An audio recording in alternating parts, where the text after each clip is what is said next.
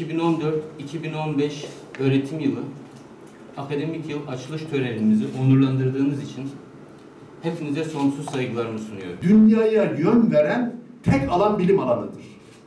Bakın, geçmiş yüzyıla gelince kadar bizdik, doğru mu? Niye? Darülfünun'u kurmuşsun. Dünyada ilk defa doktor yetiştiren üniversite kurmuş. Bu cübbeyi dün tarif ettim. Bu bizim Osmanlı geleneğidir. Şu anda dünyada biliş diye tabir edilen ve bütün akademik programlarda giydiğimiz, doktorada giydiğimiz Osmanlı müderrislerinden kalmadır bu hatıra. Avrupa'da değildir. Profesörlük ünvanı Darülfünun'da İstanbul Üniversitesi'nde alınmıştır.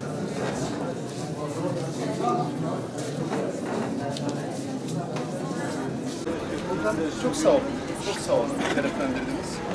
İnşallah en kısa zamanda biz de geliriz. Yaparız. İnşallah. Sen sağ olsun komutanım. Şu anda gideceğiz.